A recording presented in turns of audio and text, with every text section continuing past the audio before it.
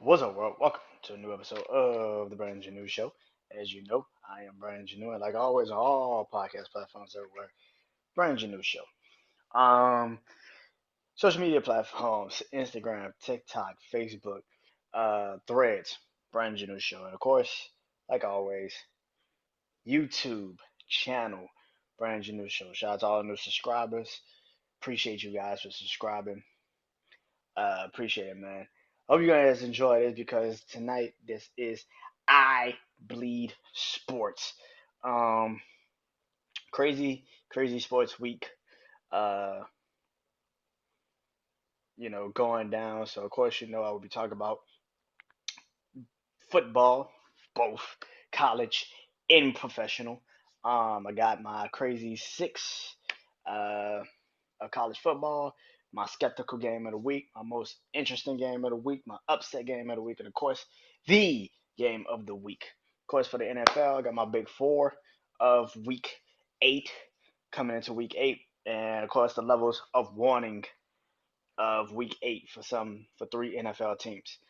Um, but let's get into it. So, if you know, tonight is officially um, the start of the NBA season. Two games on tonight.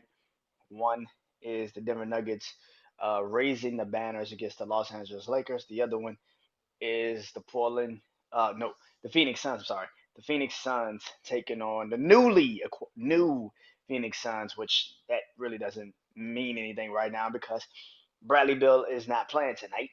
The new Phoenix Suns versus the Golden State Warriors. Of course, if you don't know, I Bleed Sports NBA edition of it.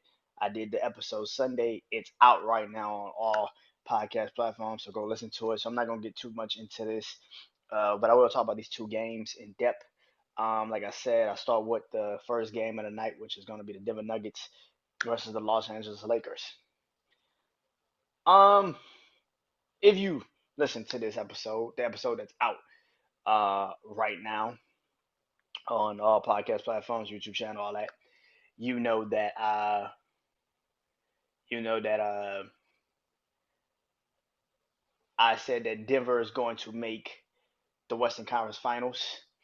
Um and tonight starts that. I don't think Denver's going back to the NBA Finals. I think it's just going to be too hard for them to get to the NBA Finals. But I do think they can get to the Western Conference Finals. This game is going to be pretty intriguing to see how they're going to match up against the Lakers. LeBron is entering his 21st NBA season. What is this now? The fourth year? Yeah, about the fourth year. Third, fourth year with Anthony Davis um, and him as teammates. The Lakers had a pretty good offseason to compare to what everybody thinks. The Lakers had a pretty good offseason. Um, what do I think of these two teams? Well, clearly I said Denver is going to the Western Conference Finals, so I have high hopes for Denver. But for the Lakers, I don't. I don't have that many. I don't think the Lakers are going to be that great this year. I think people are overly reaching this season. I think you're putting a lot of stock into what the Lakers was last year, how they got to the playoffs, and pretty much the turnaround they had last year. They were pretty much dead in the water, and then they turned it around after a couple trades, and I think that's what people are predicating this off of. And then they had a pretty good free agency, and it was a good off season. But I think what people are not also putting in perspective is LeBron James is 39 fucking years old. At some point, he's going to, before the end of this season, he's going to be 40. And I don't know if people really are understanding this, that the man has been more injured in the last couple of years than anything. I'm not saying the Lakers are going to be a bad team, but to sit here and say they're now like some NBA Finals contenders, you're fucking crazy. I don't understand this logic that a 39-year-old fucking man that has to literally play 30 fucking minutes a night just to keep the team from getting blown the fuck out is going to magically make this team a championship contender. I know it's LeBron James, but let's stop that shit. At some point, he's going to hit a wall this season. It's not going to be tonight, but at some fucking point, he's going to hit a wall. His body's just going to give up on him at some point. I'm not saying that as like I'm hoping for that. I'm saying like, dude, he's gonna be 40 fucking years old at some point during the season. And people are literally sitting up here still telling me, well, the Lakers are gonna be great this year. Why? I think Austin Reeves, who had an amazing rookie year last year, but let's be 100% honest about this. He's Tyler Hero without the jump shot. Like, this is exactly the same fucking shit Miami had with Tyler Hero. Now they're literally trying to trade Tyler Hero every fucking year because they're literally trying to move off of him because they gave him a contract that he was never supposed to fucking get. You had 1 year where he looked okay, and you're like, oh, he's gonna be the franchise player, and now it's like we probably should have moved off of his ass. What the fuck were we thinking? And listen, again, the massive if Anthony Davis is healthy, then yeah, the Lakers could probably be something. But I have more faith in him getting injured than him being 100% fucking healthy. So sorry. I don't think the Lakers are gonna be great this fucking season. I think the Lakers are gonna be okay. They make the playoffs. They don't have to play in a play-in. But to sit here and say they're going to the Western Conference Finals or even the NBA Finals, you're just fucking delusional. You're just fucking delusional now. I'm not saying LeBron is gonna. He might have a Tom Brady year where he just turns back the hands of time. But for what the man has to physically do to win these games, I, I still feel like the Lakers are too dependent on having to have LeBron James be LeBron James. And I don't think Anthony Davis, despite what we saw last year, is truly ready to be that guy yet. Maybe I'm wrong, but more so than not, I'm probably fucking right. Denver, I expect to be great this year. I think Denver's gonna be great. I don't see them as the number one seed or the second or the third seed. I do see them making the playoffs, but not, you know, like I said, Western Conference Finals. I just don't think they're gonna win a championship. I think it's too hard. You literally have to now ask the question: is Michael Porter Jr. the third, fourth, or is he just a guy on a team now? And I don't think Aaron Gordon can actually physically be what he was in the playoffs for the entire fucking season. You still got the Joker. I think Jamal Murray takes off this season. I think he officially becomes the quintessential best player on the Nuggets because he can actually shoot, he scores, and he can actually play defense. And I think he takes off this season. Um, One thing about Denver, though, that I do think is going to hinder them is, like I said, them winning the championship, but also I think it really is going to be championship hangover for most of the season. They're going to be trying to get in this situation, trying to win. And I think they're going to make the playoffs. I think they're going to be the fourth seed. I think they make it to the Western Conference Finals, but I don't think they win it. I don't think they get to the NBA Finals. Now, later on tonight is, of course, the Warriors versus the Suns.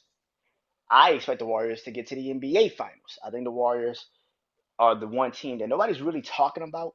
I know Draymond Green isn't also playing tonight. Like I said with Bradley Beal, he's not playing, but Draymond Green is also not playing tonight.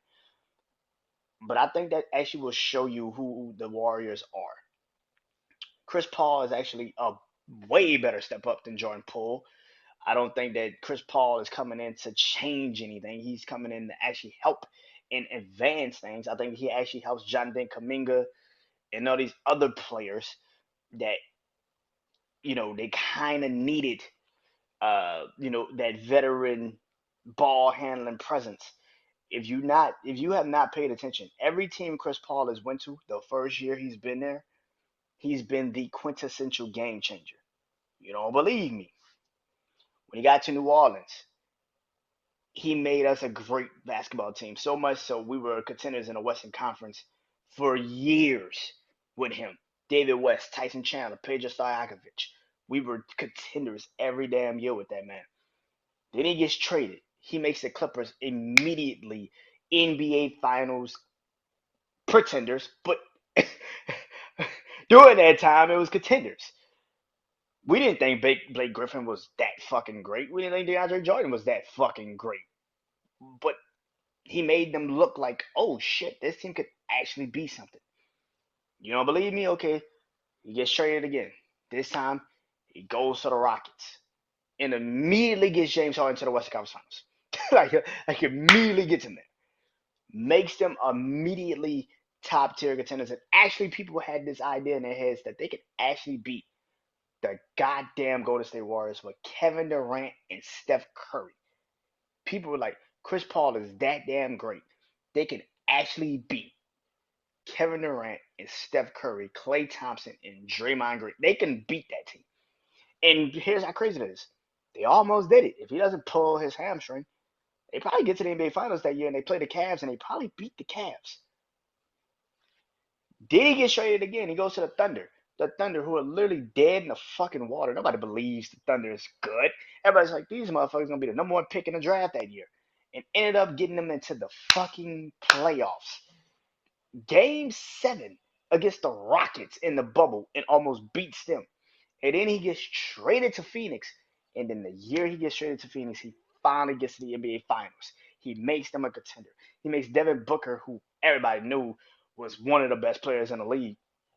But now he actually shows up and shows out on it. What I'm saying is this: Chris Paul goes to every situation and makes it better.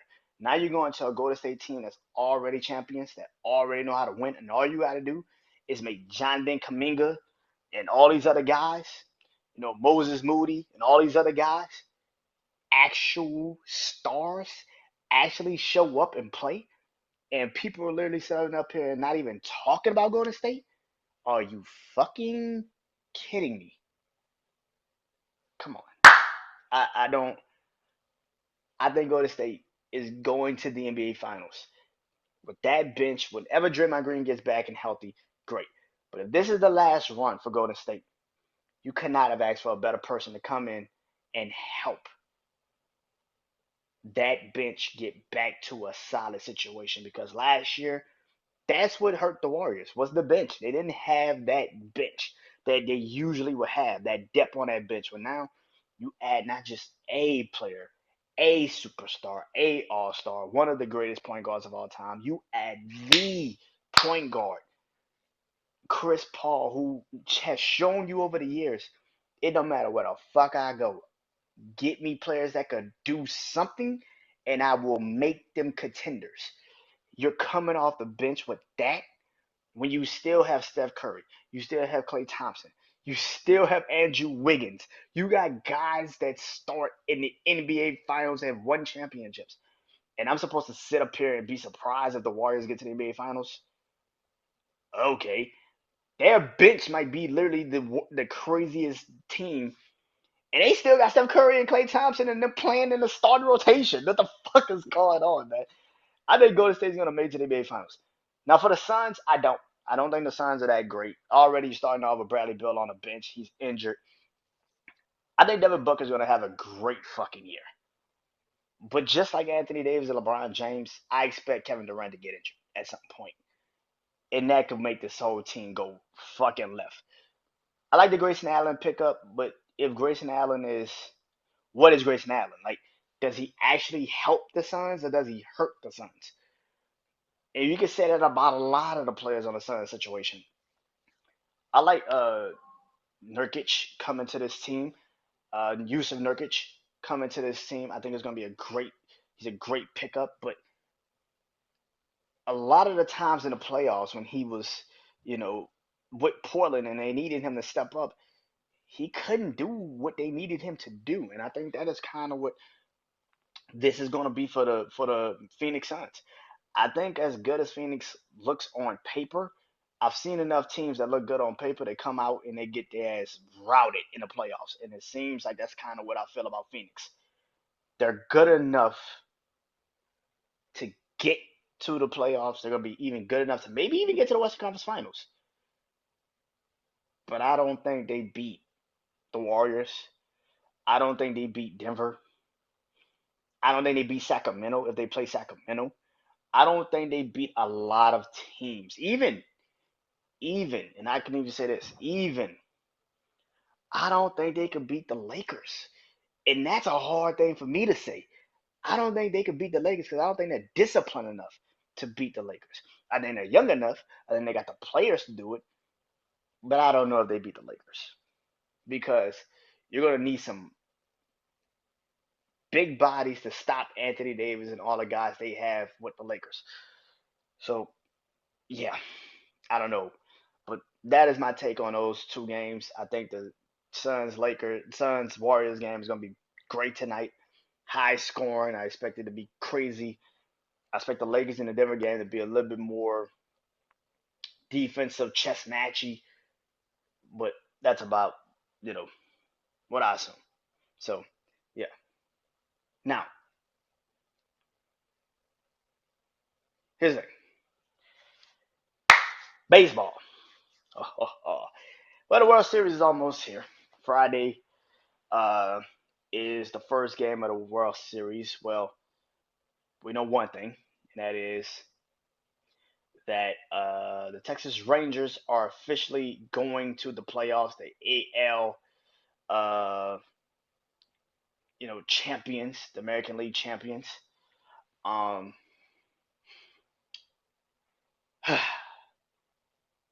they beat the Astros 11-4. Um, as you know, I live here in Houston, and I've been to a couple of Astro games this season. And matter of fact, I've been to a Texas Rangers game against the Astros this season, and the game was tight. And then the Astros gave up like two grand slams back to back. It's like, what the fuck is this? The Astros were not great at home this season at all. And if you actually watched them in the playoffs this year, it showed. Um, they literally won one home game this entire postseason. That's not good. Like, that's not good. They got the number two seed in the AL because Texas was supposed to be that, and then they lost the division to them. But you know, watching this series, I'm not surprised that you know the Rangers beat them.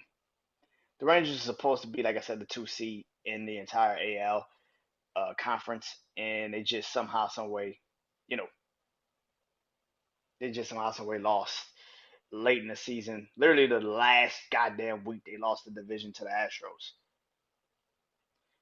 But like I said, wasn't this series wasn't what you expect. Neither team won at home. like, like that is crazy to say. Neither team won at home. But like I said, the Astros this entire postseason, if you actually pay attention to the Astros, they started in the ALDS. They won one game at home, lost the second game, and then beat the Minnesota Twins twice in Minnesota. And then they get to this series, they lose two games at home. They lose all four games at home in the ALCS. And I'm not surprised by it. Like, I'm not surprised at all by it.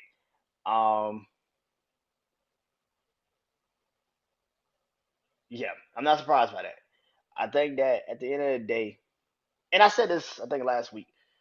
I said I would not be surprised if the Texas Rangers beat the Astros because I said in the game seven, Bruce Bruce Bochy or Dusty Baker. I'm going with the odds. I'm going with Bruce Bochy. Bruce Bochy, who's been in the league, what? Just been to three World Series. Like, he's coached three different caliber of San Francisco Giants teams to get to the World Series and win them in Game Seven scenarios. Yeah, I trust that the Bruce Bochy was going to outmanage Dusty Baker. Also, when you also go into this game last night in the first inning, supposedly your ace. gives up 3 runs in the first inning. Top of the first. You have still time to get him under control. You take him out the game, and now you're literally saying this is a bullpen game.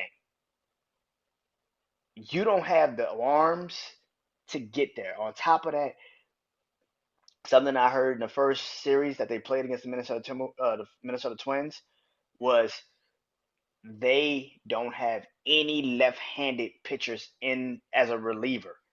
So already you're in a position where you can't change up the pitching strategy.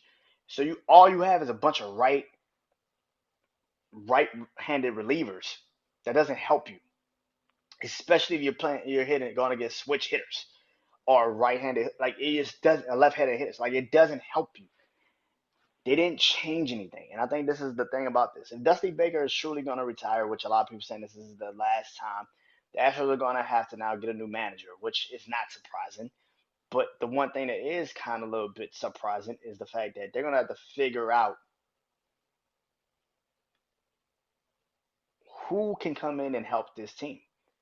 Now, and make this team now, it's not hard to help the Astros. It's not hard. But what you need to understand is this. There's going to be a lot of decisions to be made going forward for the Astros. That pitching, for what it's worth, this a lot of the time, a lot of this season, the Astros were hurt. A lot of players were hurt for the Astros.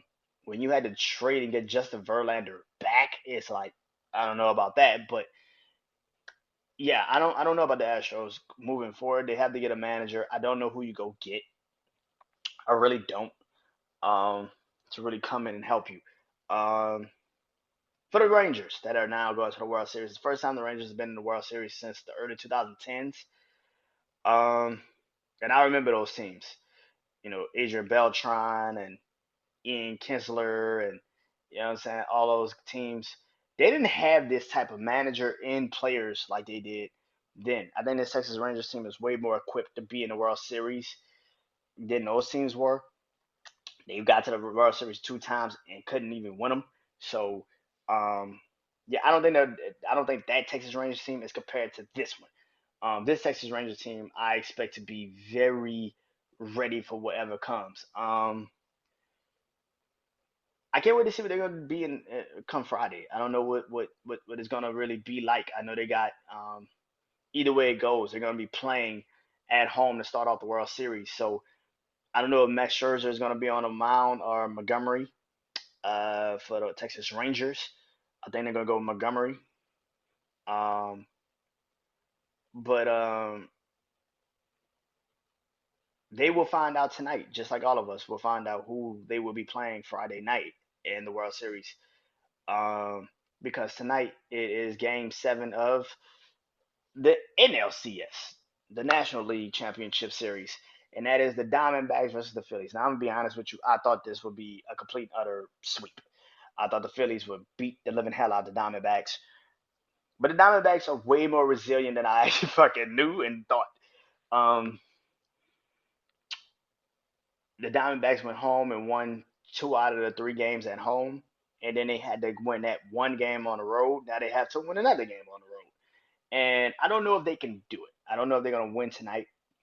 But I will say this: the Diamondbacks are very resilient and they can actually do something. One thing about the Phillies that people are not talking about a lot is that the Phillies need to hit home runs. That's what the fuck they drive off of. That's what the fuck they do best. The fucking long ball. But when you can't hit home runs, it kind of makes you look obsolete. It kind of makes you feel like, okay, all you can do is hit the home run. That's it. You can't get singles, doubles, triples, nothing. You can't, like you can't do anything else. And it kind of feels like that's what the Phillies run their whole entire offense off of. You have to hit home runs. And I don't think that. Now, here's the thing. I think the Phillies being at home against the Diamondbacks tonight, I think the Phillies could win.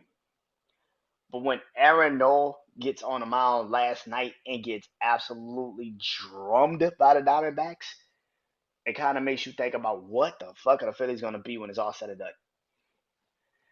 And I don't know who's gonna win Game Seven. I'll be honest with you. I will say Philly. I think Philly wins. I'm gonna be honest. I think Philly wins, but I also think that the Diamondbacks can also beat them. I have come to understand about, especially baseball, is that you never know what the fuck happens until the game happens because it takes one little thing to, you know, get them to win a series. I don't think people understand that. And this game, is it going to be predicated on getting the home runs, or is it going to be predicated on just playing the game? It goes to the home run situation. Phillies win this by a mile. The moment it starts to kind of feel like this is going to be more of a pitching battle and a defensive struggle, making sure everybody gets the proper situations under control, this can go to the Diamondbacks, and they go to the Diamondbacks quick. So I'm looking forward to seeing how this is going to go. So this game is going to be pretty goddamn interesting.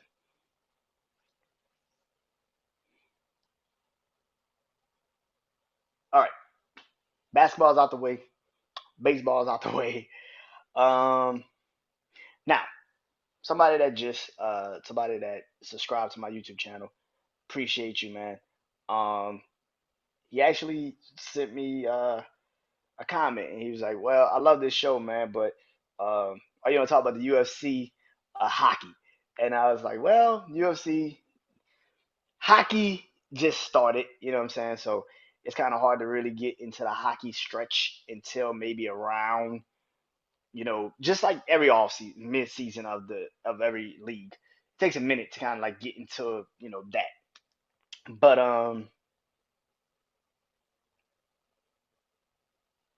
you know, I'm a huge hockey fan too. I'm a Blackhawks and Penguins fan. I know it's like sacrilegious to be both, but I am. um, I grew up, I was a huge uh, Penguins fan. When Sid the Kid got drafted, so Sidney Crosby has always been like one of my favorite hockey players. I love Alex Ovechkin too, but Sid the Kid's been like my favorite hockey player. Especially when they started winning Stanley Cups, it was just like, all right, this is different. Um, and a Blackhawks fan. I became a Blackhawks fan um, when Patrick Kane and all of them started to win in Chicago. It was just like, yeah, I became a Blackhawks fan. So I know it's sacrilegious to like be fans of both, but those are my teams, man. I can't even knock it. Those are my teams. I can't wait to see what this rookie does, Connor. I know Connor is just scored his first home goal. Uh, so I'm looking forward to seeing what he does for the next couple of years. It's gonna be great to see him. Pittsburgh is always a contender, no matter what happens. They're always gonna be there. They're always gonna be contending. They're always gonna be some team. Um, so yeah, you know what I'm saying. When it comes to the UFC, I know they had a fight this weekend, but the problem with the UFC is they have a fight every fucking weekend. You know what I'm saying? Like in when I was, when UFC was at its peak, when UFC was at its like its peak, you had to watch those fights. You had to. And now Amanda Nunez is gone. Connor is kind of in and out. Like nobody really like he's not really doing anything. John Jones, when he's not fucking up, he's still John Jones. But you know what I'm saying? Like it takes a minute. As soon as Uzma lost his titles, he's like as soon as Uzma lost his title, he's kind of been like, and not, like he even lost Saturday, which I was like, what the fuck? How you lose Saturday? Like how you lose? He lost Saturday. Like I'm like, how, what the fuck is going on? This man had like an 18 fight winning streak a couple of fucking years ago. Now this man can't even buy a victory. Like this shit is crazy. Lou Edwards kicked his fucking head off, he just went left. Like what the fuck? Um, yeah, Edmonds, Edwards kicked his fucking head. Like he was just that's been kind of non-existent. Like what the fuck is this? Uh, I know Francis Ngannou is about to fight Tyson Fury Saturday, which okay, like Tyson Tyson took punches from Deontay Wilder. I'm not saying Francis Ngannou ain't got no like power, cause I've seen him punch people before. I've seen him punch fucking punching bags on YouTube and shit. I know this man got power. He's even being trained by Mike Tyson. Like that is interesting as shit. Like I don't understand because I literally saw when Tyson Fury was on Mike Tyson's podcast, and he was like, the reason why I was named Tyson is because of you. So it's kind of a little bit weird. It's weird, but do you think? Um, do I think Francis Ngannou is gonna beat Tyson? Fuck no. I think Tyson Fury is going to beat the shit out of Francis Ngannou. Are we kidding ourselves? Like I love Francis Ngannou, but in the UFC, yeah, you the fucking man. This is boxing, bro. Like you are not. You don't have the feet. You might have the power, but you don't have the feet of Tyson Fury. You don't have the footwork of Tyson Fury. You don't have the ability like a Tyson Fury. Tyson Fury is one of the greatest boxers ever, and I'm confident to say that shit. Francis Ngannou has power, and he can knock somebody the fuck out. But he ain't doing that to Tyson. I saw Tyson Fury take a punch from Deontay Wilder twice and fall. I've seen this nigga get knocked down by Deontay Wilder, who's actually a real boxer. Sorry, I think he might let you land a punch, and it might hurt, and it might fuck him up. But I don't think you gonna beat him like that. This is literally gonna be like Floyd versus Conor McGregor. Like the first couple of rounds, he gonna let you do your thing, and then after a while, I'm like, okay, I'm getting bored, and he gonna start whooping your ass. Like, okay, let's end this shit, and then he's gonna beat your ass. Like this is I can't believe I'm going to watch this Saturday because I am going to watch this Saturday because I will not miss this by no stretch of the imagination. But but this is starting to turn into like these kid boxers, like these fucking celebrity boxing matches that is now like a prominent thing, like Logan and Jake Paul and KSI and shit, Tommy Fury. Like I don't take you niggas as real boxers. You got in the boxing ring and trained, but it ain't like you boxing real fucking boxers. You're boxing. Logan, I watched that fight. Was it Saturday? 2 Saturdays ago when they fought Logan Paul and Odu. I watched that fight and I'm like, bruh, if this is a real boxing match, Logan Paul's stance is terrible. Like he has no boxing stance. How the fuck is he get he this is why he couldn't knock him out because he does not know how to have a boxing stance. He cannot throw the power. He can't sit there and just load up and throw the punches. Watch Canelo and Charlo fight, then go look at their fight. It's like it's two fucking different things. Like it's not even it's like this is professional. This is some shit that you should do in a backyard somewhere. Like this is should be Kimbo Slice. like, this is like this is not even real. Like what is this? Like I'm like people literally get excited about this shit. I'm like, bro, I'm looking at Logan Paul. I'm like, this motherfucker has no boxing stance. Like this motherfucker is throwing them, but that's more so because he's just throwing all of it into it because that's the only way he's getting that power off. Because I'm looking at, I'm like, this dude has no boxing stance. Like, what the fuck is that? His brother has somewhat of a boxing stance, but like, even he doesn't have that much of a boxing stance. That's why Tommy Fury beat him. Like, and even he got his ass knocked around by KSI. Like, I was like, bro, what is this? Like, what's this? What's this? So, yeah, man, I just watching that shit sad like a couple weeks ago. I was like, man, this is disturbing to have people cheer this shit on and think this is real fucking boxing. Like it's disturbing to watch this shit. Oh my god, that shit was so stupid. I was just like, and y'all love that shit. I don't know how that is even considered a sport. That's there's just some dudes getting there trying to solve issues. If that's the case, y'all should just have a street fight and put that shit on pay per view. At least with a street fight, I will feel more confident that somebody's going to get their ass whooped. Like that shit was just embarrassing. So yeah. Um but when it comes to the UFC, man, there's no more big fights and we don't know anybody. UFC is starting to go through this process where boxing was a couple years ago, where a decade ago, where a lot of the big names started to leave. and you don't have any big names that are making you feel like you have to watch it. As much as the UFC, and plus on top of that, the UFC is always there. So you don't have really that many big fights like it used to be. I know people will say, man, they still got big fights. What the fuck you talking about? But how many names are transitioning into the mainstream? How many? Like Connor was a transition name. Ronda Rousey was a transition name. There's none of these names anymore that make you feel like you gotta go run and watch UFC like it was when John Jones was the man. There's none of that anymore. And you don't have any champions that you care about like that. And I think that is the biggest thing. So, you know, that's why I look at it and I kind of look at this a little differently, a little side at it because just like I don't think the UFC has that clear cut number one guy anymore, a number one girl anymore. You don't have anyone that we're like super like we gotta go watch it. That's we don't have it. So that's kind of why I don't get too invested in the UFC like I used to. But I might bring it back. I might do like a top 10 list of all my favorite UFC fights. So that's where I'm kind of going with that. So thank you to the guy that sent that. I appreciate that. You know. Now let's get into it. Football.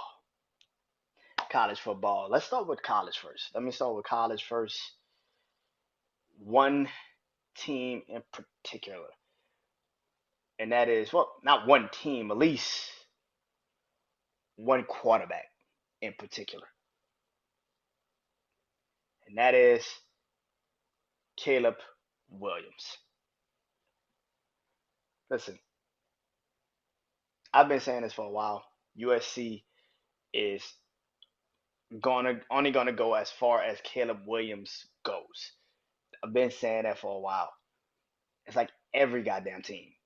When you have a quarterback that is so the team centric, that's kind of what it is. USC has never been a great offense. USC is not a great defensive team. Look, Lincoln Riley has never been a great defensive finding head coach that can find a great defensive staff. Like he's never been that guy. You can track it all the way back to Oklahoma. Oklahoma will always win games, but never. When they got to the college championship playoffs, you knew they couldn't win. When they got to the college championship playoffs, like you knew they couldn't beat Georgia or Alabama. You knew they couldn't beat LSU. They couldn't beat those teams because they had the quarterback. They just didn't have the fucking team. They didn't have the defense. And I don't care how many times you win a Heisman with these quarterbacks, your team is going to be a 10-win team, but lose 2 or 3 games. That's just what I expect. And that's exactly what it's been like. But for people that's still going to sit up here and tell me Caleb Williams is the number one overall pick in this upcoming draft, I don't believe you anymore. Caleb Williams, to me, is like the fifth. Yeah, he's like my fifth. Nah, give him fourth. I give him fourth. I keep him in the top. He's four. Um, I don't think Caleb Williams is the number one overall pick. I said this a lot last year when it came to Bryce Young. I'm watching him when he doesn't have these guys. So when he does finally get the chance to come to the NFL and he has to now have a franchise that is technically not built like this, because UFC offensively isn't bad, but it's not also great either. It's not like a top tier great offense. It's predicated on Caleb Williams. That's what the fuck is predicated on. If Caleb Williams is not good, then that team is going to shit the bed. And that's kind of how I look at this offense. And everybody that's sitting up here telling me Caleb Williams is like, and I get tired of this shit. Caleb Williams is going to be Patrick Mahomes. Forgetting that Patrick fucking Mahomes went to the Kansas City Chiefs the year that he got drafted by the Kansas City Chiefs. They literally traded up 16 fucking spots to get Patrick fucking Mahomes. We forget that because we don't talk about it. These motherfuckers traded up like 16, 15 spots to get this fucking dude. Kansas City they already had Tyreek Hill. They already had Travis Kelce. They had a way better defense than they have now. They had Kareem Hunt, who was literally the all-purpose yards running back at that time. We act like Kansas City was a terrible fucking team. They already had Andy Reid. Yo, they got to the fucking AFC Championship game with Alex Smith, bro. And we act like, man, when they got Patrick Mahomes, this Kansas City team, boy, I'm telling you, they were top tier. No, motherfucker, they already been there. They were already good. What the fuck are we talking about? Matter of fact, the year he got to the goddamn team, they still got to the air. This is how crazy this shit is. The year Patrick Mahomes was a rookie, they went to New England when New England won the championship and beat the shit out the Patriots. We forget that. Like, they didn't go to Foxborough and absolutely destroyed the Patriots that year. They were so good. We had to ask ourselves, can Kansas City beat the fucking Patriots? Like, can they go into the AFC Championship game and beat the Patriots? That is why I think people are delusional as shit when they sit up here and try to tell me Caleb Williams is like Patrick Mahomes. No, Caleb Williams is like Justin Herbert. He's like Josh Allen. He's not going to a Kansas City. The best thing he can do is hope and pray. He ends up with the Raiders. He ends up with some team that already, the Saints or somebody. Like, he already has a team that's ready to win. They just need the quarterback. Because if he goes to Chicago or he goes to, some franchise that isn't already got an offensive coordinator, mind head coach, uh, already the play calls, like they already got the receivers and all that. Maybe Chicago, but even that, you got to build an offensive line. Even with that, you got to build an offensive line. You got to get him a running game. You got to get him another weapon outside of DJ Moore. That's a lot of shit you got to do to get that team where it needs to be for him to go to Chicago and automatically have success. This is why I felt like with Bryce Young. Bryce Young was too small. He wasn't as athletic as Caleb Williams kind of is. But you're forcing this kid to do too much. He's not that guy. And I feel like that with Caleb Williams. Caleb Williams cannot go to a franchise and immediately make it the fucking best franchise in the league. That is not going to happen. What I think Caleb Williams is Caleb Williams is a good quarterback. I think he's going to be a special quarterback if you put him in the right situation with the right system. But the problem with that is, I don't think he's going to a right quarterback system in a right situation. And that is why he's small as shit. He's small.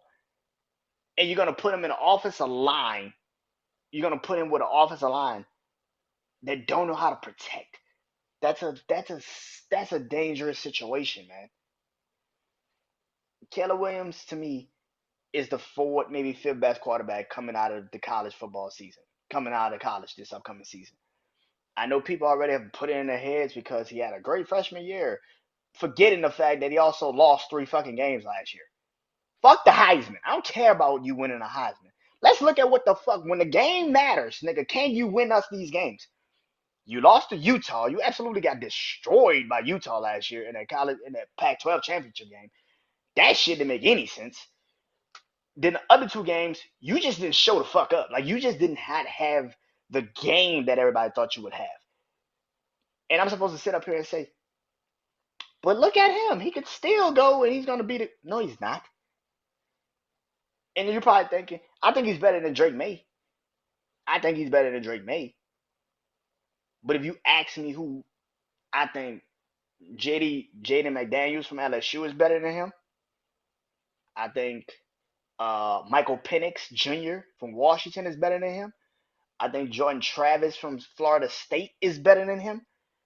But people won't say that because it sounds blasphemy to say that shit. So I say it for you. Caleb Williams if he gets drafted #1 overall, he goes to Chicago, Arizona, somewhere where they have to literally make it, like they have to literally buy a team for him, offensive line, weapons, everything. If they have to put him in a situation for his rookie year where he has nothing around him, he's going to show you that he is not that guy. It happens. It fucking happens. I know people that's gonna get mad at that, But can we stop lying to ourselves and acting like Caleb Williams is some changing quarterback, like he's gonna change your franchise quarterback? Because let's be real, he's not. Everything has to be right for him.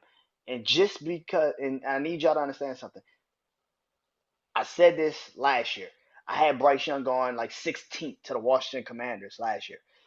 And my brother Juan looked at me like I was crazy when I said that. I said Bryce Young is not the best quarterback in this draft. I saw him when he had nothing around him and he couldn't do it. And now we're looking at him in Carolina. What are they? 0-6? And they got the number one pick in the draft? Or he's gonna be Caleb Williams, which everybody's saying. I'm looking at JD McDaniels in LSU every fucking week, and every fucking week this dude is finding ways to win games. He's the only reason why I think LSU can beat Alabama next week. That is it. I don't think their defense is great. I don't think if our receivers catch the ball. I think he's the only reason why we're going to beat Alabama next week. That is the only reason. And people are gonna sit up here and lie and say, well, Caleb Williams can go out there and do. No, the fuck he can't. Stop lying to us. Stop that. Don't lie. No, he can't.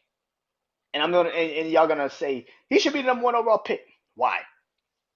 Because he won a Heisman his freshman fucking year. I don't care if you won a Heisman when you were like a freshman, sophomore. I don't give a fuck. Can you go do that? And when it matters most, you can't beat Pac-12 teams. How the fuck you gonna beat NFL teams? like, get the fuck out of here. You can't even beat Pac-12 teams. How the fuck you gonna beat the NFL? Get the fuck out of here. I don't. It is what it is. Anyway, welcome to the Crazy Six because I gotta do it. So last week, if I remember, I started this called the Crazy Six. Because college football is taking too goddamn long with their top six. So I was like, fuck all that. I ain't got time for that. So I'm doing mine. So last week I'm trying to remember this. I think I had Michigan 1, Ohio State 2. I think I had Washington 3. Yeah. Washington 3, Oklahoma 4, Florida State 5, and Georgia 6. See, I can remember. See, I remember some shit. So this week, I made some changes to that. Clearly. Made some changes to that. Clearly. Um,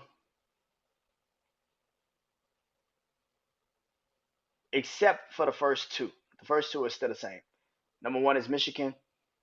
Michigan last week played Michigan State, and absolutely routed them. I remember when that rivalry used to be a rivalry, but it was a time when I was a kid where Michigan State would just rout Michigan, and now it's like Michigan is just absolutely. People forget like the year. I think when Michigan first really started to turn a corner and become a good team, and then they had that botch punt, and nigga took that bitch back and ran into the end zone. Oh, I was sick that day. I was like, you gotta be fucking kidding me. But Michigan now is just dominating, just absolutely killing Michigan State. I know Michigan State's got a lot of turmoil with what's going on in their program, but Michigan right now is just on a different level. They're on a bye this week. I think the next week after that, I think they play Penn State, I think. But they got a bye this upcoming week, so they don't play anybody this week. But they're my number one team. Like I said, just like last week, my number two team is Ohio State. Now, I thought Penn State would give Ohio State a game, which they did, but um, all in all, Ohio State still outplayed Penn State. Um, Marvin Harrison Jr., who's pretty much gonna probably be, if not the second, maybe third overall fucking pick, not like like third overall pick, like in the draft, depending on who ends up where. Um, but yeah, man.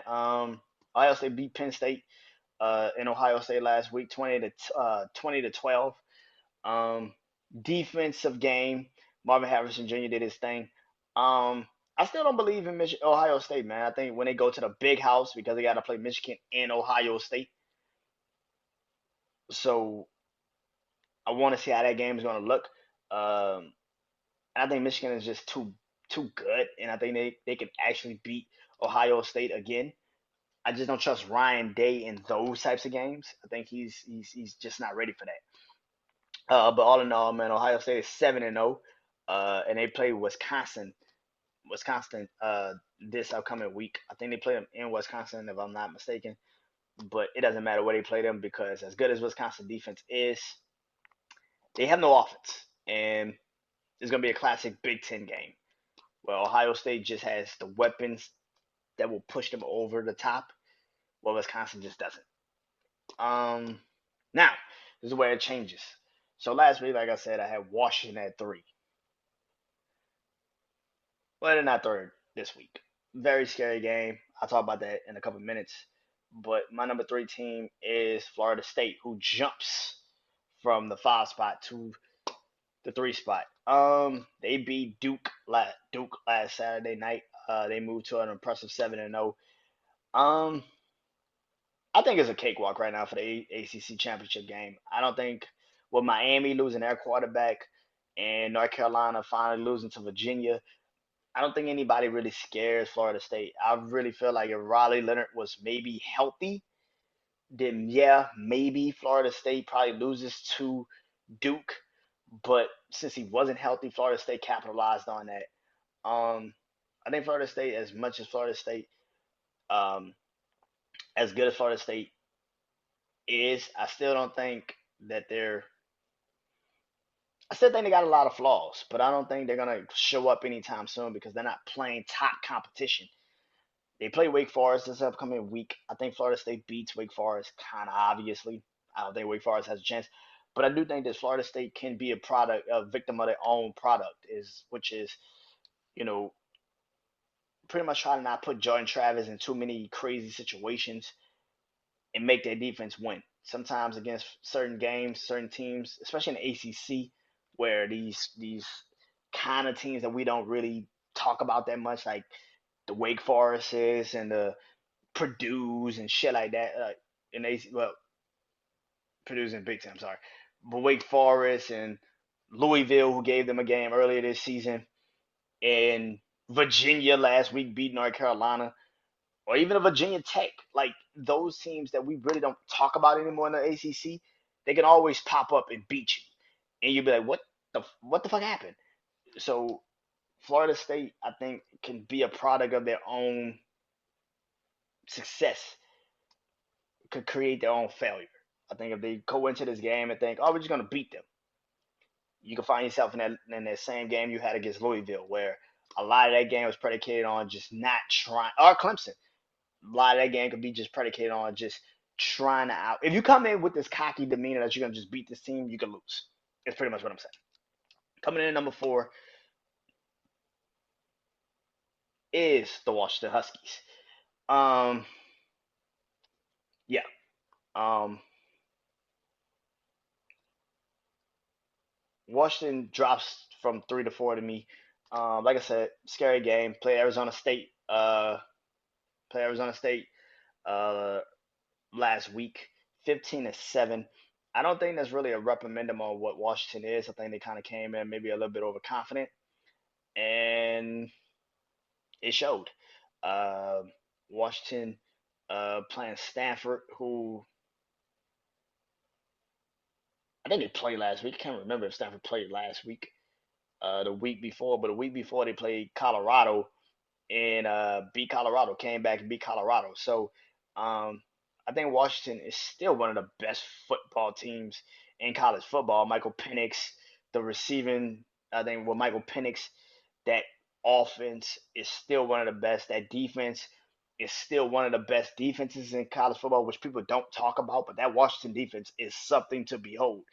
And they play Stanford. Like I said, Stanford is not a great football team by no stretch of the imagination, but I do see Washington getting back to their air raid against Stanford, stretching them out and doing damage because now they're hearing people say, well, maybe Washington isn't that damn good. Don't get them coming off of an Oregon game where they pretty much put all their chips in the basket against and think now that's what Washington is because they played Arizona and almost lost. Don't get that shit twisted. Washington is going to dominate Stanford in this game. I actually think it's going to be like a 56-3 domination. Like it's going to be fucking bad by the time we look up. And by the time it get to the second half, it's going to be like, bro, like just take everybody out the fucking game. What are we doing? Like why are you doing this? Um, so yeah, coming in at number 5, they were my 6th team last week, but now they're my 5th team this week, and that is the Georgia Bulldogs coming in after a bye. They didn't play anybody last week because they have their massive game this upcoming week against Florida. You know, the massive Florida Georgia game always in Jacksonville. Um, I got Georgia coming in at number 5. They're 7-0.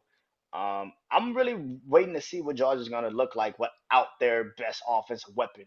Um, and I don't know how Georgia's offense is going to look. This is going to be pretty damn interesting to see how does Georgia physically look without their number one offensive weapon. I don't know how the quarterback's going to react. I don't really know Georgia's receivers like that because they're so tight end running back centric that they really don't have, you know what I'm saying, like a true number one receiver. So it's going to be pretty interesting. I think this game is going to be more so a telltale sign of just their defense winning this game. But I don't know what Georgia's defense also looks like this because now they're going to have to win this game because I don't know their offense. They got a quarterback that couldn't afford to not have his number one weapon out for 6 fucking weeks. Like he could not afford that. And now you're playing against a Florida team. You got a couple more games against Old Miss coming up, and you got some games against some teams that I think they still have to play. Uh, no, they play Tennessee. They play Kentucky, so they got some games. I think they still got to play Missouri, which that can be a catch 'em game because I think they play them in Missouri, so that could happen. So yeah, I think Georgia versus Florida is going to be a intriguing game. Matter of fact, stay tuned for that because that's actually one of the games I want to talk about, go into depth with. But and also my crazy 6 in the last team in my crazy 6 that I have is the Utah. Is Utah. Um, they are 6-1 coming in against Oregon this week. Now a lot of people probably say why you don't have Oregon in your 6, but Utah is. For what Utah has accomplished this season without their actual quarterback to be 6-1 this season is fucking impressive. Utah is one of the best defensive teams in the Pac-12, which is not that surprising. But also, like I said, to have no Cameron Rising for all of this season, and now the head coach literally says he's not playing this year at all. And Utah is literally the 13th team in the college football, which I can actually technically see them beating Oregon and going into the game against Washington or going into the Pac-12 championship game against Washington this year, and that would be a classic game. And actually, Utah could actually beat Washington and get to the college playoffs. I would not be surprised. So I think as much as we sit here and think about it, Utah is one of the best teams in college football. Like I said, to have your starting quarterback not even be healthy for the entire year. He's not even been there, and it's still well off six wins, and you still have a chance to possibly get into the college playoffs. That's pretty damn impressive. And you also just beat USC. Man, I'm looking forward to seeing what this team is going to really be like. But that is my crazy 6. Michigan is 1, Ohio State is 2, Florida State is 3, Washington is 4, Georgia is 5, and Utah is 6. Now let's get into these college football games of week 9. Now, my skeptical game of the week is the Oklahoma Sooners versus the Kansas Jayhawks. Now, Oklahoma last week almost lost to UCF, which shit happens. like shit happens. Why is it my skeptical game of the week? Well, before Kansas lost their quarterback, Kansas was a really good fucking team. Um, and I think as good as Oklahoma has been, same thing with the allure of what I just said about Washington. You go into the next week or the week after that, and you play a team, and you try to, you know, outplay them, but maybe you kind of had all your eggs in one basket. I mean, Oklahoma played what Texas the week before and beat them, so you can have all your eggs in one basket, and you kind of be like, well, you know what I'm saying? Like, we just need to win this game. We'll worry about the rest later. So I can definitely see how Oklahoma goes into the UCF game, kind of not really that focused or not that real motivated, and they have a game like that. Same thing with Washington. You beat Oregon the week prior, and you go into this game against Arizona State, and you're like, who gives a fuck about Arizona State? But I think Oklahoma going to Kansas is always a tricky game for Oklahoma. Kansas is always one of those teams that, like I said earlier in the season, was great. They're still good, but they're not as great as they were. I think Kansas could still catch Oklahoma. They can catch Oklahoma slipping. I don't think they will, but I think it's a skeptical game because I would not be surprised if Kansas wins this game. I wouldn't. My most interesting game of the week. I just talked about it, and I talk about it again. Is the Georgia Bulldogs versus the Florida Gators. I think those two teams are. This is always an interesting game. I mean, when I was a kid, and Florida used to beat the shit out of Georgia, and then Georgia flipped the script on them and started beating them. This is always an interesting game. You don't know who wins. For the most part, Florida this season has struggled. They have struggled in a lot of games. One game in particular was the Tennessee game. They had a chance to win it, and then they just lost it late, and it was just never there. The Kentucky game, they got absolutely ran out the building in. But this is the game where you're going to be the most hyped for. You didn't play last week. You had a bye. You know Georgia doesn't have the number one weapon. How do you really attack Georgia in this game? And Georgia has not been great this fucking season, even with uh Brock uh Brock Browns.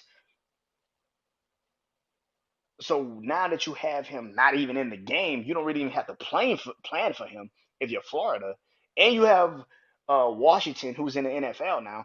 So there's no real solid backup tight end for you to worry about. How do you attack this game if you're Florida? And that is kind of why I look into this. Can they achieve what so many teams have been looking to achieve, and that is beat Georgia. Yes, Georgia's at its weakest, but this is the best time to get these sons of bitches. So that is why it's my most interesting game because I'm not saying Florida is great and Florida's going to do amazing things, but Florida could kind of catch Georgia this week. And if they do, I would not be surprised if they beat them. My upset game of the week is BYU versus Texas. Texas is the 7th team in the league in the polls. BYU has been pretty good this season. They've lost two games where, for the most part, you could have just like not. You know what I'm saying? But Texas is now playing without their star quarterback. Quinn is not going to be playing um, this week, and I think he's out for like a couple of weeks actually. Um, and they have their backup quarterback in, and I saw him last week play a little bit, but I think BYU will get Texas. I saw Houston almost get Texas, and BYU is a better team than Houston. I don't know what the game plan is going to be for Texas coming into this game. That's probably why I feel like it's going to be an upset because I don't think uh, with Texas now having to switch their entire offense around to fit this new quarterback is going to be pretty interesting to see. Like I said, BYU is always a tricky team because they can always pull off an upset. And I think they do it this week. I think BYU does it this week. I think they beat Texas. Yes, it's even in Texas, but I still got Bremen Young University to knock off Texas. So yeah. And my game of the week is Oregon versus Utah.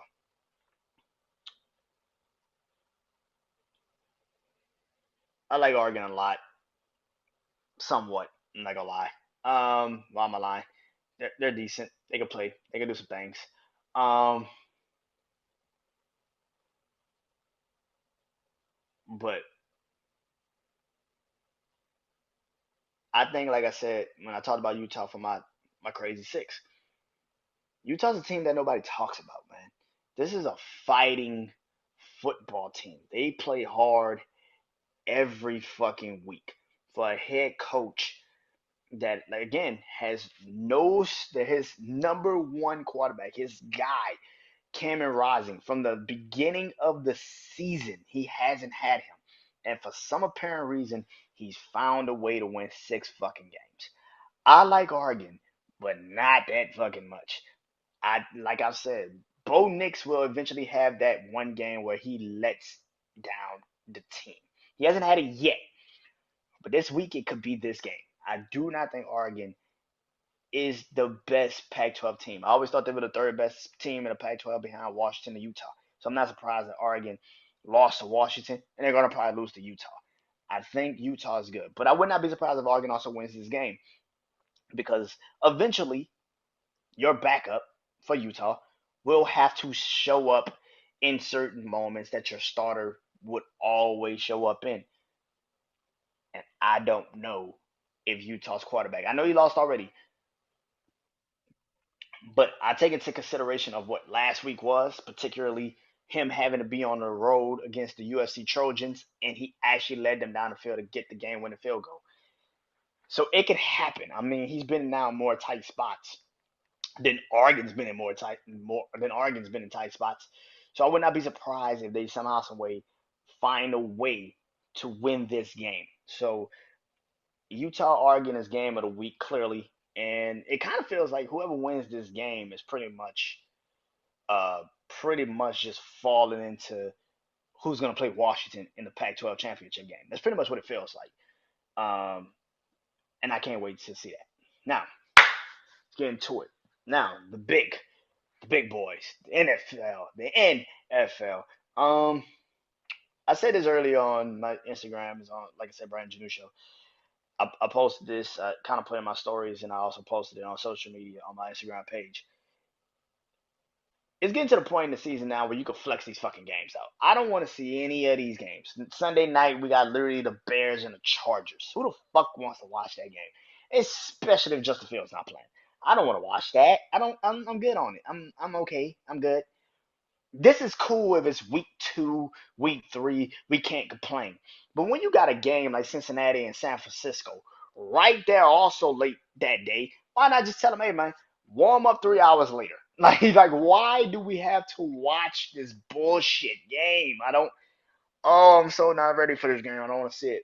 Anyway, um speaking of the 49ers, the 49ers lost last night. Now I know I got a smile on my face because I want to smile because I have been saying since last fucking year, since the season started, that people keep screaming Brock Purdy is some great fucking quarterback. And I'm like, he's a product of the fucking environment he is in. That is it. He's a system quarterback. Can we stop acting like he's some great fucking quarterback?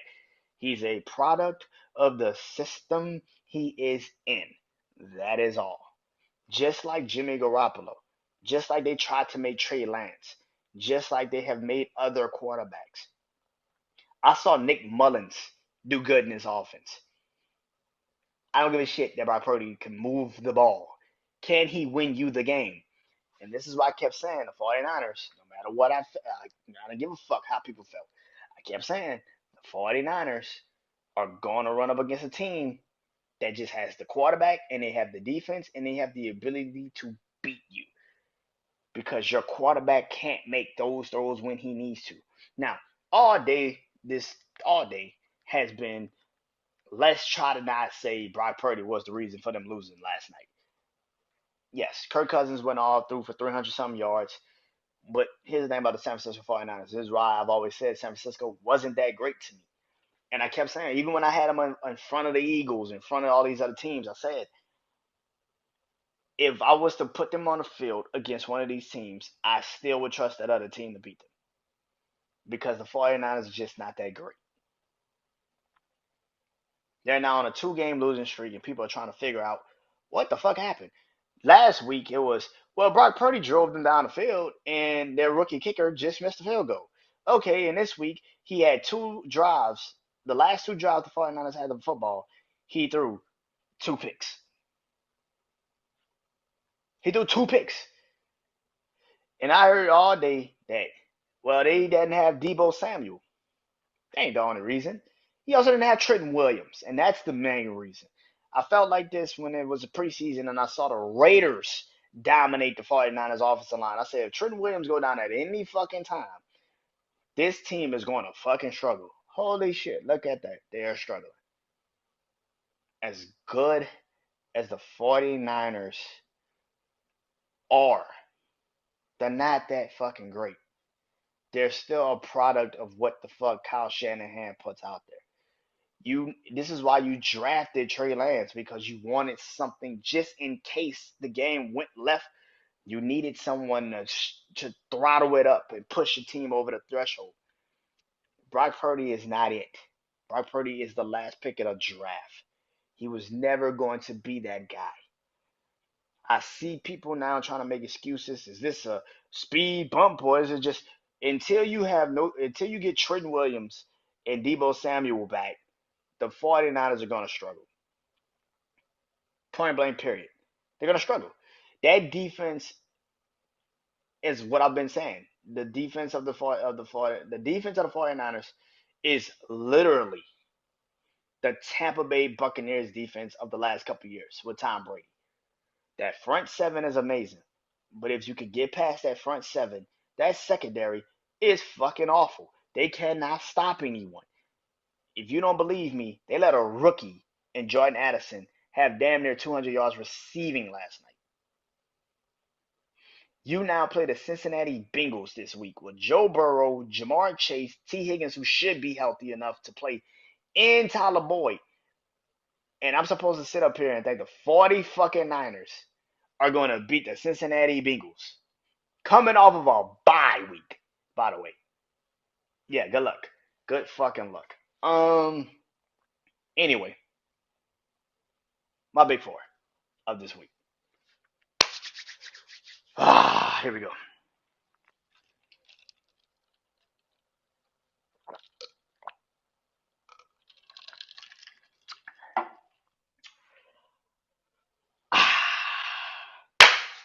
All right. Coming in at number 1 this week is the Baltimore Ravens. Um, they are 5-2 after dominating the Detroit Lions, absolutely beating them to shit, beating their ass good. 38-6. Um, the Ravens are 5-2. Lamar Jackson played like an MVP caliber quarterback. And to be honest with you right now, he is my MVP of the NFL. The man is doing it all. He's running, he's throwing, he's having the best um, season statistically right now. And nobody's really, we're talking about it, but nobody's really talking about the Ravens. Take out the Pittsburgh game where the receivers just literally drop fucking touchdowns. This was the best offense I've ever fucking seen. This is scary. It's one thing to have, it's one thing to have Zay Flowers, who we thought would be good and we thought would be explosive as a rookie.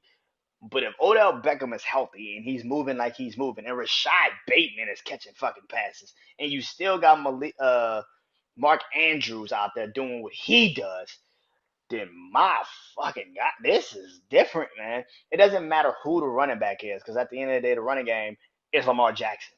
Justice Hill did his thing, but Gus Edwards, who's been on the injury shelf for a while, just played out standing football Sunday. I was like, God, I'm scared for these teams. I'm scared for what the AFC can really be when Baltimore is at this type of peak. And then on top of that, it's the Ravens defense. that defense will never have a bad time. That defense is going to show up and show out every fucking time. I don't care who, what, when, where. They're going to show up and show out. And that defense is getting healthy and is getting good, fast than a motherfucker. So I think that the Ravens are the number one team in the NFL. This upcoming weekend, they got the Arizona Cardinals in Arizona. Arizona is starting to get to what we always thought they would be, the number one fucking seed in the draft. The only problem is you won a couple games early, which I thought they would, and now they're gonna probably be like the third pick of the draft. So not they're really shaking. Um, Coming in number two for me, I've been saying I need to see more of this team, and I finally saw more of this team, and that is the Philadelphia Eagles. Uh, Winning Sunday night, beating the Miami Dolphins 31-17. Um, Philly's a good team, man. They're 6-1. I think Philly is way, way, way, way better than what people expect. Jalen Hurts has a lot of turnovers this season. That is true. I cannot sit here and act like he doesn't have too many turnovers because he does. But I also can sit here and say the truth, and that is if DeAndre Swift plays like I think he could play in his offense, the Philadelphia Eagles are going to be a scary fucking team. I saw this team with Miles Sanders last year do great things. Imagine with DeAndre Swift. This team is going to be undoubtedly the best team. I kept saying they are one of the best teams in NFC. I just didn't know how good. And now I'm starting to realize they might be the best team in the NFC, man. This is a team that has all the pieces. And then you just traded and got one of the best safeties in the NFL, Kevin Byers. And now he comes to help out that secondary, a secondary that didn't fucking need any help at all, to be honest with you. You get somebody now like him. Darius Slay is still there. You still got James Birdberry. You got the weapons on that secondary, and then you still got Jalen Carter, who is a grown ass man and a half. Yeah, I think that the Eagles are starting to play into another level and another temperament. But I have the Eagles um as the second best team in the NFL to me personally. And this upcoming weekend, they play the Washington Commanders, who are literally looking for all answers on all fronts. Um, they are literally trying to find any and everybody that they can just find. But yeah, uh, my third team in my Big Four, suffering a devastating loss, but to me, man, it's still a better team, and that is the Detroit Lions. I think Detroit came out in that game and probably was I think they just didn't know what they were gonna do. I'm not about to sit here and say Detroit is a bad team now. Like it was, oh, see, this is what we've been waiting for. Detroit's gonna now lose every. Pump the brakes. It was one game. They played in the cold. The wind was whipping. It took them a while to kind of understand what the hell that off. Like they play in a dome. They went out to Baltimore where the wind was just inseparable. Baltimore was used to playing in that type of condition, came out there and did what they were supposed to fucking do. But Detroit just didn't show up. Period. They couldn't get back into the game. I don't blame Detroit for losing that game. It was just a bad game. They just didn't show the fuck up. It is what it is. It happens. But for me to sit here and say now like that, see, they're not that good. That's a fucking lie. I think Detroit is going to play Monday night against the Raiders and absolutely fucking kill the Raiders. Like I don't think the Raiders have a chance in fucking hell against the Detroit Lions. They got embarrassed. They got people telling them that they're not that good anymore. They ain't that shit. They cannot be that team. And now they're going against a Raiders team that literally has no idea who the fuck their quarterback is. And Aiden Hutchinson got embarrassed last week. One thing about the Raiders that is not the Ravens. The Raiders are not the Ravens. You know how I know that? Because they don't have Lamar fucking Jackson as a quarterback. They're gonna dominate the Raiders game. They're gonna absolutely. And this is the first Detroit Lions Monday night game in what, five 5 years, since 2018, 2019. They haven't been on a prime time game like this. Oh, they gonna go nuts. They gonna go fucking crazy. Oh my god, it's gonna be bad. It's gonna be bad for the Raiders. Oh, it's gonna be bad. I think they play. I think it's Halloween night. I think it's Halloween night. Oh my god, boy. Yeah, it's gonna. No. It's. Yeah, go the day after Halloween, something like that, man. Ooh, shit. It's gonna be bad.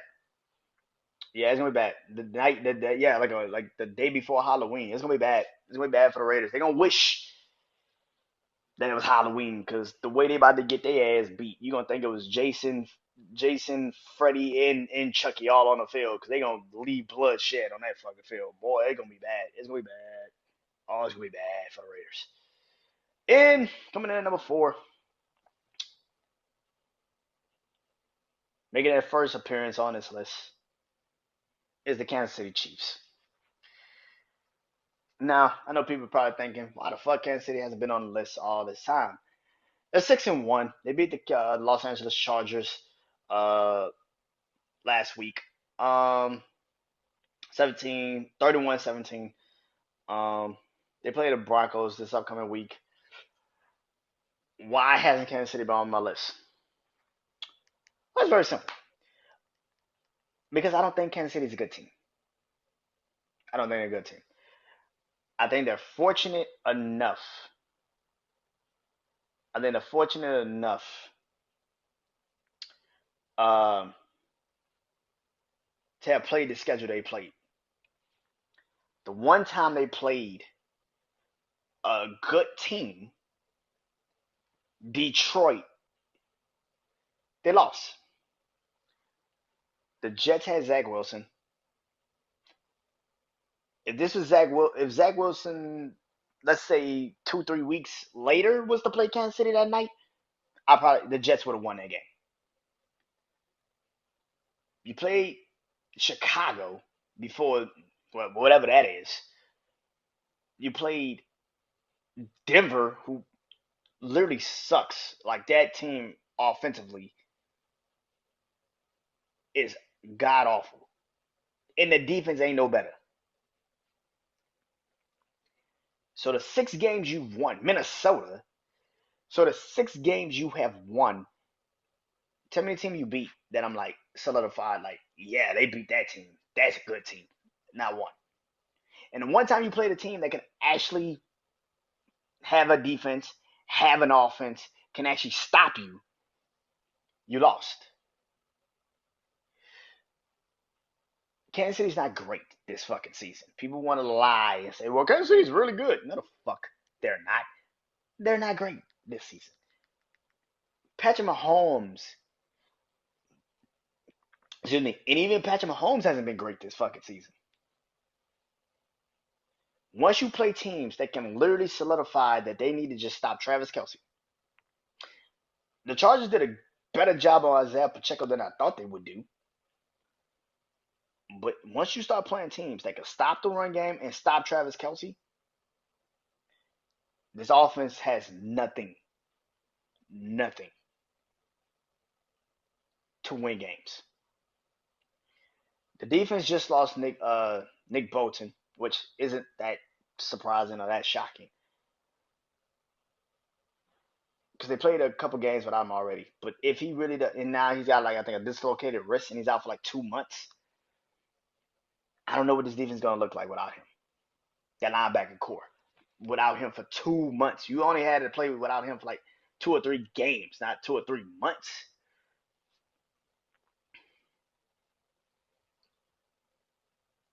So yes, Kansas City's in my top 4, but they are barely there. I think for the games you have, you've been very fortunate to play the teams you played. You haven't really played anyone. I'm not trying to shit on them. I'm just being honest. You haven't really played any fucking one. But when you start playing Cincinnati and you start playing teams that can actually stop Travis Kelce and stop the run and make Patrick Mahomes actually have to find someone that is not named 87, that's not named Kelce, this team is going to fall. And that is why I feel like Kansas City is just not that team. So yeah, you're in my top 4, but barely.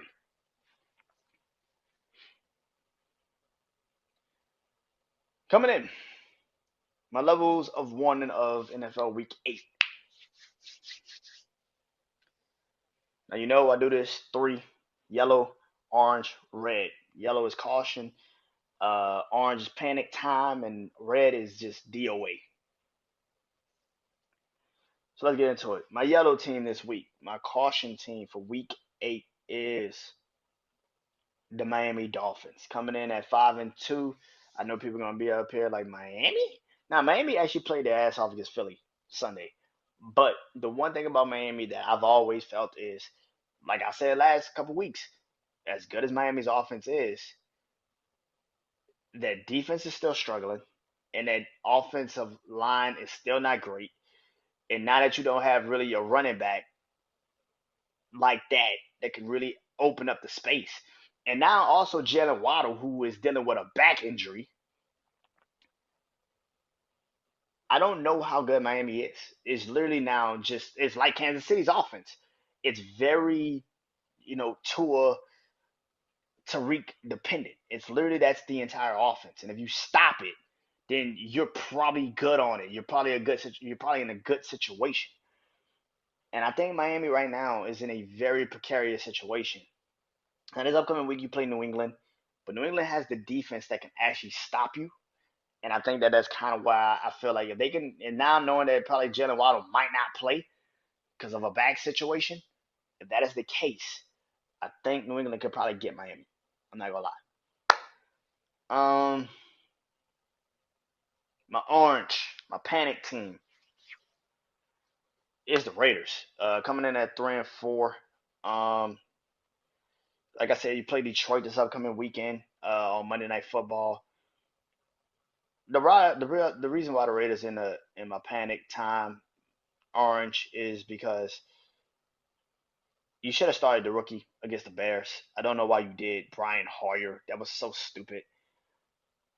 Devontae Adams might not be leaving anytime soon, but I don't also trust the fact that the Raiders don't know what they are. Like this is like there are games where they win, and then there are games where you just like, yeah, they should have lost. This is stupid.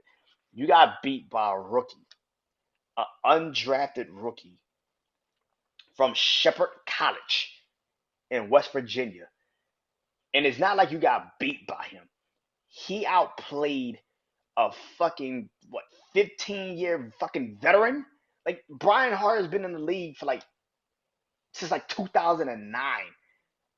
And this man got outplayed by a fucking undrafted rookie from Shepherd University, which is like any IC school. You didn't even play like a FBC school. You didn't even show up. Like you got outplayed by that. A Chicago team, by the way, that for the last couple of weeks, yes, offensively has been great, but not that fucking great. Like, what are you doing? The Raiders are in a position right now where I'm just like, what the fuck is this? Josh McDaniels should get fired. Like, this is how it's starting to feel for me personally. It's like, for you to be an offensive mind and your offense is the worst part of your team, you shouldn't have your fucking job. That's ridiculous. That's fucking crazy. You shouldn't have your job, man. And my DOA team, man, my the team in red, man, the DOA. It hurts my heart that I have to say this, but it's the Washington Commanders. They're 3-4. Like I said, they play Philly this upcoming weekend in Philly. And oh my God. Excuse me. It's one thing to lose because this is the divisional game, and I get it. It's the Giants. Tyrod Taylor is a way better quarterback than Daniel Jones. But to muster up only 7 fucking points. Now, granted, the Giants literally held the Buffalo Bills to 14, but Buffalo sucks. So, so for this team to lose 14-7 is beyond comprehension. Eric Bieniemy, man, you are one of the best offensive minds in the NFL. Your offense should not be scoring 7 fucking points against the fucking Giants. That should never fucking happen. But the fact that you didn't step up when it was time to, this is why people can sit here and say, see, this is why he's not a head coach in the NFL. Even though it's not your fucking that ain't your fucking problem. But the fact that you scored 7 points against the Giants is unreal. It's unreal, man. You can't lose to the fucking Giants, man. You just can't. I'm sorry. Can't lose to the Giants.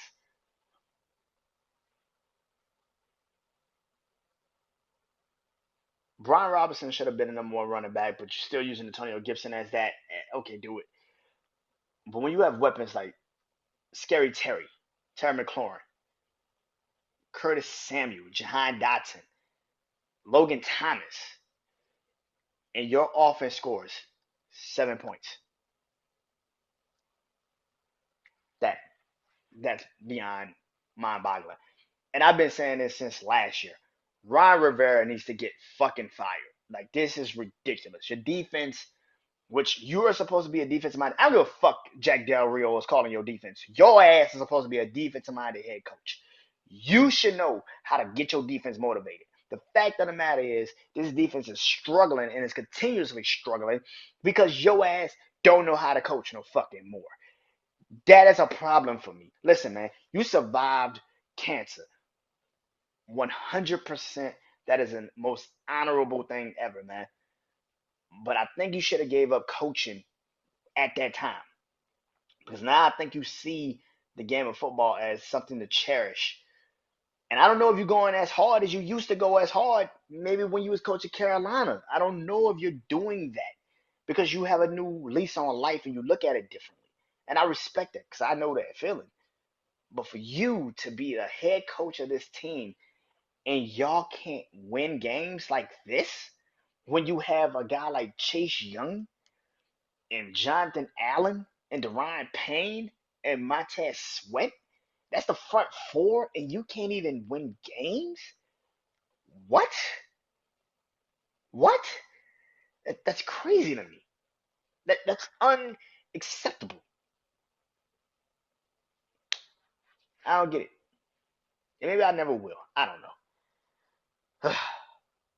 But Commanders are definitely, and also because I had a lot of faith in you guys this season. I thought you guys would get to the NFC playoffs. I thought you guys would be the second team out the NFC East.